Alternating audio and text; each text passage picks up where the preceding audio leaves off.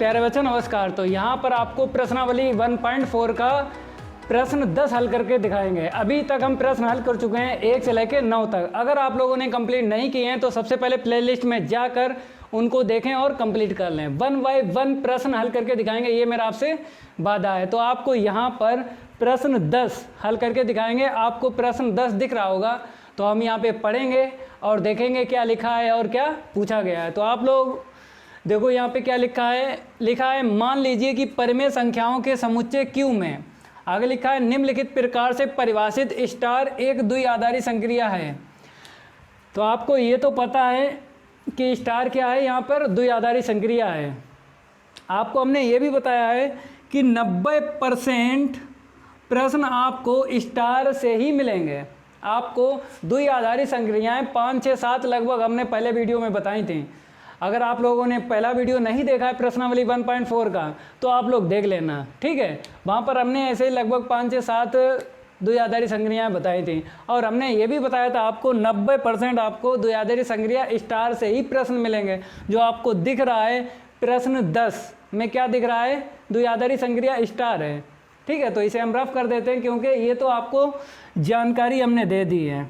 यहाँ पर हमसे क्या मांगा गया है, पहला भाग, दूसरा भाग, तीसरा भाग, चौथा, पांचवा, छठा, मतलब कितने भाग हैं, 6 भाग हैं। तो हमें हर एक भाग हल करना है और ज्ञात करना है। आगे लिखा है ज्ञात कीजिए कि दी गई संक्रियाओं में किसी का तत्समक है वह बतलाइए। तो यहाँ पर आपको तत्समक ई का मान ज्ञात करना है। मीन्स जिसमें ज्ञात होगा उसी में ज्ञात कर पाओगे, और जिसमें ज्ञात नहीं होगा उसमें लिख देंगे परिभाषित नहीं है, ठीक है। तो पहला भाग हम हल करके आपको दिखाएंगे। ई का मान अगर निकलेगा तो आपको पता है संख्याओं में ही निकलेगा, ठीक है। चाहे पहला भाग लगाओ, चाहे दूसरा, चाहे आप 6 के 6 भाग लगा लो, लेकिन जब ई का मान निकलेगा तो संख्याओं में ही निकलेगा। यहाँ पर आपको दिख रहा है समुच्चय क्या है, Q। परिमेय संख्या ही आपको बताना है ई का मान, ठीक है। तो आपको एक नोट पॉइंट याद रखना है, किसी भी प्रश्न में आपको तत्समक ई का मान ज्ञात करना हो तो ई का मान संख्या में ही निकलता है, ठीक है। चाहे कोई सा प्रश्न हल करो। तो यहाँ पर आपको प्रश्न 10 हल करके दिखाएंगे। इसमें 6 भाग हैं और 6 भाग में हम आपको ये भी बताएंगे किसमें ई का मान निकलेगा और किसमें नहीं निकलेगा। तो सबसे पहले आपको क्या लिखना है, प्रतिचित्रण, ठीक है। उससे पहले आपको एक समुच्चय पता हो प्रश्न में, तो समुच्चय क्या दिया है, Q, ठीक है। इसी Q से हम प्रतिचित्रण लिखेंगे। तो हम पहला भाग हल करेंगे। तो आप लोग देख लीजिए इसका हल, यहाँ पर पहला, ठीक है। तो आपको लिख लेना है प्रतिचित्रण। पहले भाग में आपको स्टार दिख रहा है, चाहे कोई सा भाग देख लो स्टार ही है, ठीक है। तो आपको स्टार लिखना है, फिर सच दैट, फिर Q क्रॉस Q, क्योंकि समुच्चय आपको दिख रहा है परिमेय संख्याओं का समुच्चय है। तो इसी से आपको एक प्रतिचित्रण लिखना है और प्रतिचित्रण के सामने ही आपको ये जो रिजल्ट दिया गया है इसे लिखना है। तो यहाँ पर देख लीजिए A स्टार V बराबर A माइनस V, ठीक है। तो इसी से आपको E का मान ज्ञात करना है। देखो कैसे, यहाँ पर आपको हेडिंग डाल लेना है, एक अवयव का तत्समक, एक अवयव का तत्समक। अब आपको फार्मूला लिखना है। फार्मूला अगर आपको नहीं आता तो प्रश्नावली 1.4 का पहला वीडियो देख लेना। तो हमने एक अवयव का तत्समक, इसका फार्मूला बताया था। तो 3 पद हैं, तो आपको तीनों पद लिखना है बराबर में। देखो कैसे, हम आपको बता देते हैं फार्मूला। A स्टार E बराबर E स्टार A बराबर A, ठीक है। तीनों पद आपको लेके चलना है। फिर बाद में आपको अंतिम 2 पद लेना है, या प्रथम या लास्ट वाला पद लेना है, उसी से ई का मान निकलेगा, ठीक है। तो आप लोग देख लो A स्टार E का मान हम यहाँ से निकालेंगे। तो यहाँ पर क्या बताया, A minus B, means star हटेगा तो माइनस बीच में आएगा। तो जब इसका मान निकालोगे तो स्टार हटेगा, A माइनस E आएगा, ठीक है। अब इसका मान हम निकालेंगे यहाँ से, तो E स्टार A का मान यहाँ से निकलेंगे तो आपको पता है स्टार हटेगा बीच में क्या आएगा, माइनस आएगा। तो जो पहले है उसे पहले लिखना है और जो बाद में उसे बाद में लिखना है, लेकिन बीच में आपको माइनस ही लगाना है। तो बराबर क्या आएगा, ए।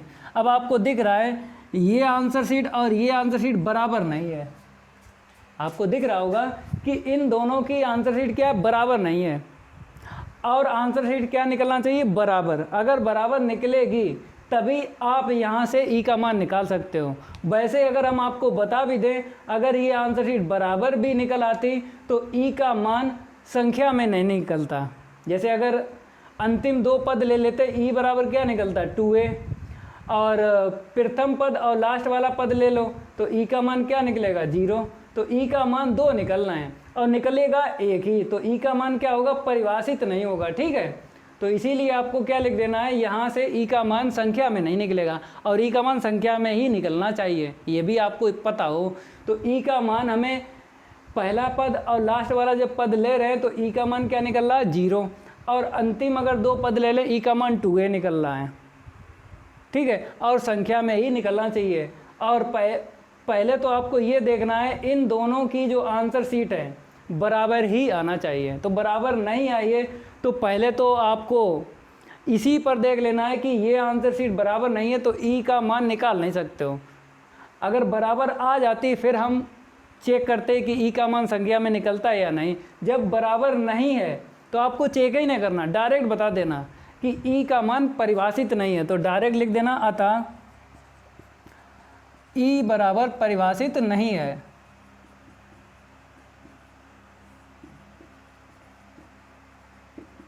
तो पहला जो भाग है हल हो गया। अब आपको दूसरा भाग हल करके दिखाएंगे। तो यहाँ पर नंबर 2 आपको डालना है। ठीक है, यहाँ पर चेंज कर लेना है। ए स्टार बी बराबर क्या दिया है, ए स्क्वायर प्लस का वी स्क्वायर। फार्मूला यही रखेंगे, केवल इसे हम रफ कर देते हैं। अब आपको देख लेना है ए स्टार ई का मान यहाँ से रखना है। इसमें क्या है, स्टार हटेगा प्लस आएगा, लेकिन दोनों जो अवयव हैं पहला और दूसरा उस पर घातें कितनी आ जाएंगी, 2। तो आपको कैसे लिखना है इसे, ए स्क्वायर प्लस का ई स्क्वायर।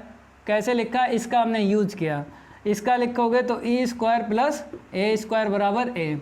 तो यहाँ पर आपको ये पहले देखना है ये बराबर हैं, क्योंकि ए square plus E square plus ए स्क्वायर ये दोनों बराबर हैं। ठीक है, आपने देख लिया। अब आपको ई का मान निकालना है। चाहो तो अंतिम दो पद ले लो और चाहो प्रथम और लास्ट वाला पद ले लो। देखो हम आपको बता देते हैं, अगर आपने अंतिम दो पद ले लिए, क्योंकि आंसर शीट तो बराबर ही है, चाहे प्रथम और अंतिम पद लेके चलो चाहे अंतिम दो पद लेके चलो, तो हम आपको हल करके दिखाते हैं। क्या निकलेगा, ई स्क्वायर बराबर ए माइनस ई स्क्वायर। इसको उस तरफ लेके जाएंगे तो ये माइनस का हो जाएगा, घात हटेगी रूट चढ़ेगा। तो ई का मान संख्या में नहीं निकल रहा है। देखो ई का मान ए के पदों में निकल रहा है, तो आपको पता है कि ई का मान संख्या में ही निकलना चाहिए। तो जब नहीं निकलेगा तो हम काम नहीं करेंगे, डायरेक्ट ही आपको बता देना है कि ई जो है परिभाषित नहीं है। अगर ई का मान संख्या में निकलता तो हम निकालते, ई का मान ए के पदों में निकल रहा है तो वो परिभाषित नहीं होता है। ठीक है, तो आपको यहाँ पे डायरेक्ट लिख देना है। जो हमने आपको हल करके दिखाया है वो तो आपको रफ कार्य बताया है, कि नहीं समझ में आ रहा तो आप लोग समझ लो, ऑटोमेटिक समझो। अगर ई का मान संख्या में निकलेगा तभी निकालेंगे, नहीं निकलेगा तो क्या लिख देंगे, परिभाषित नहीं है। तो यहाँ पर लिख देना ई बराबर परिभाषित नहीं है, तत्समक का मान इसमें भी परिभाषित नहीं है। तो आप लोग नोट कर लो, ये भी जो है भाग बोल सकते, पार्ट बोल सकते, लग गया। ठीक है, अब आपको थर्ड पार्ट जो है हल करना है। तो देख लो आप लोग, इसे हम रफ कर देते हैं और यहाँ पर नंबर 3 डालेंगे। अब इसे चेंज कर देना है।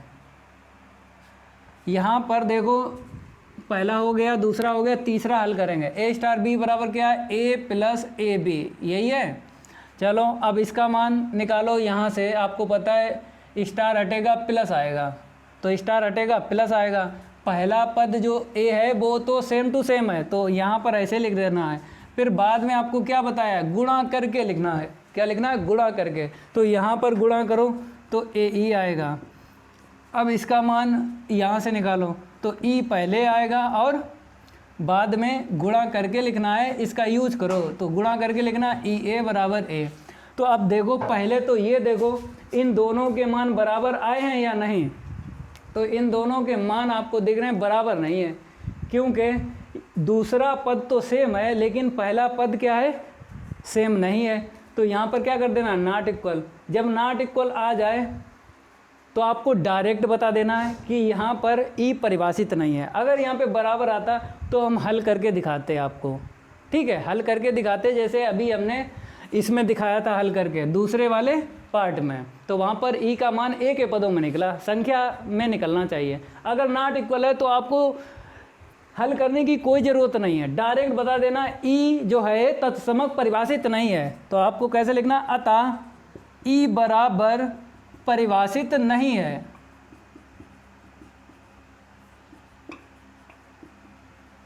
इसे भी आप लोग नोट कर लो, ठीक है। अब आपको यहाँ पर फोर्थ पार्ट हल करके दिखाएंगे, तो यहाँ पर भी रफ कर देते हैं, ठीक है, और यहाँ पर भी आपको चेंज कर लेना है।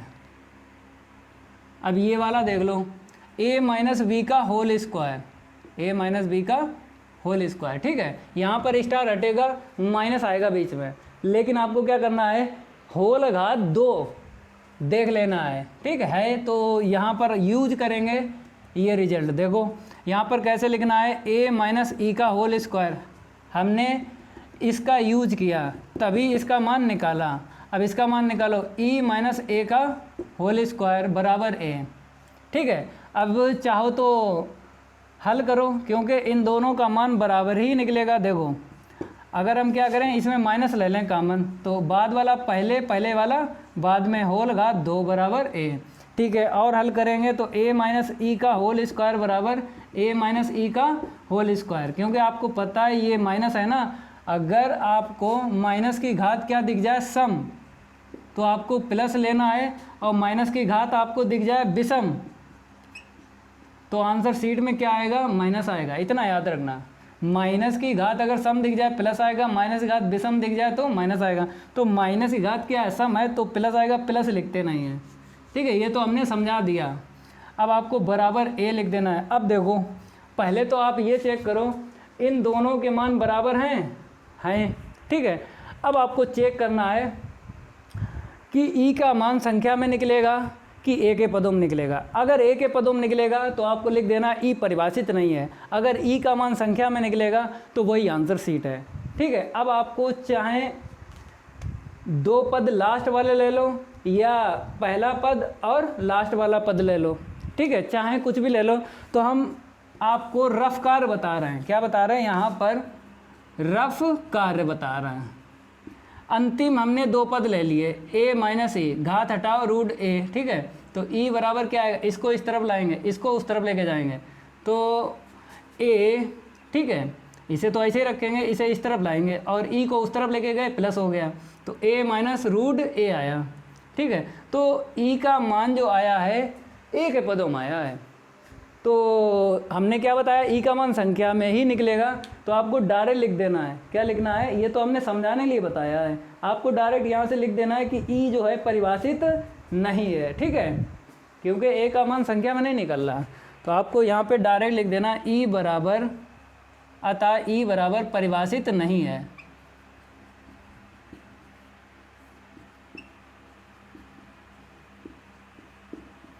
अब आपको 5वां जो है भाग हल करके दिखा रहा है, तो इसे हम रफ कर देते हैं, ठीक है, आप लोग नोट करते रहा करो।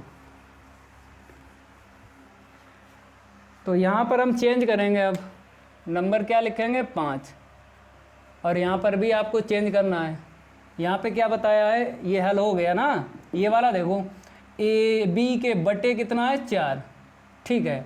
यहाँ पर स्टार हटेगा, इन दोनों का गुणा करना है और 4 का भाग लगाना है, ठीक है। आगे बढ़ाओ इसे, ए स्टार ई का मान निकालो यहाँ से, तो आपको पता है गुणा करके और 4 का भाग लगाना है, तो आपको गुणा कर देना है और 4 का भाग लगा देना है। यहाँ पे गुणा करना है और 4 का भाग लगाना है, बराबर ए। पहले तो आप देखो ये दो जो हैं आंसर शीट क्या आ रही है, सेम टू सेम आ रही है, ठीक है। अब आपको वही रफ कार्य बताया है, कैसे रफ कार्य हम करेंगे। अगर ई का मान संख्या में निकलेगा तो इसको आगे हल करेंगे, कैसे, अंतिम दो पद हम ले लेते हैं, क्या ले लेते हैं, अंतिम दो पद, चाहे पहला पद ले लो चाहे लास्ट वाला, इसे छोड़ते नहीं हैं, ठीक है, इसे नहीं छोड़ेंगे, चाहे दूसरा पद इसके साथ ले लो चाहे पहला पद ले लो। तो हमने क्या किया, अंतिम दो पद ले लिए, तो यहाँ से ए कैंसिल हो गया, यहाँ पे 1, तो हमने कैंचीदार गुणा करा 4 आया, तो ई का मान यहाँ पर निकल आएगा 4, ठीक है। तो आपको कैसे लिखना है, अब रफ कार्य तो पता चल गया, ऑटोमेटिक ये आपको समझना है। जैसे यहाँ पर तो हम बता रहे रफ कार्य करो, लेकिन आपको ऑटोमेटिक समझ लेना है कि ई का मान संख्या में निकलेगा या नहीं निकलेगा। अब संख्या में निकल रहा है, अब आपको आगे लिखना है, कैसे लिखना है, अंतिम दो पद लेने पर, यहाँ पे क्या लिखना है, अंतिम दो पद लेने पर। तो यहाँ पर ई ए बटे 4 बराबर ए, अगर हम ए से ए कैंसिल कर दें तो यहाँ पे 1 आएगा, कैंचीदार गुणा करेंगे तो ई बराबर कितना मिलेगा 4, तो यहाँ पर तत्समक का मान निकला है 5वें वाले भाग में।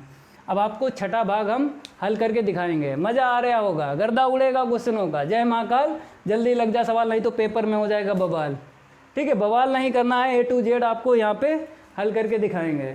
तो आपको देख लेना है छठा भाग, तो इसे हम रफ कर देते हैं, ठीक है, आप लोग नोट करते रहा करो। तो यहाँ पे नंबर हम चेंज कर लेते हैं, छठा, ठीक है। यहाँ पे देखो क्या लिखा जाएगा, AB²।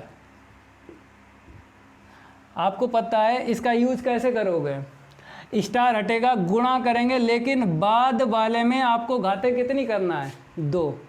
तो इसकी आंसर शीट निकालो, तो आप आंसर शीट निकालोगे तो AE ऐसे लिखो, और घात बाद वाले में आपको 2 देना है, तो यहाँ पे बाद में E है तो E पे घाते आपको 2 दे देना है। यहाँ पे देखो EA, ठीक है, लिख दिया गुणा करके। अब बाद वाले में घाते 2, तो यहाँ पर घाते 2 ही रखना है, क्योंकि इसका यूज कर रहे हैं, तभी इसकी और इसकी आंसर शीट आप निकाल रहे हो। अब पहले तो ये देखो ये इक्वल है या नहीं, जब इक्वल है तो हम रफ कार्य से आपको बताएंगे ई का मान संख्या में निकलेगा या ए के पदों में निकलेगा। पहले तो देखो ये बराबर है या नहीं है, ये बराबर नहीं है, क्या है, आपस में बराबर नहीं है, क्योंकि यहाँ पर घात 2 है किस पे, ई पे, और यहाँ पर घात 2 है किस पे, ए पे, तो ये बराबर नहीं है। इसीलिए आपको यहाँ पर रफ कार्य करने की कोई ज़रूरत नहीं है, डायरेक्ट लिख देना ई क्या है, परिभाषित नहीं है, क्योंकि ये आपस में बराबर नहीं है। तो हम रफ कार्य हल करके क्या करेंगे, तो आपको डायरेक्ट लिख देना है, जब ये बराबर ना हो तो ई बराबर परिभाषित नहीं है।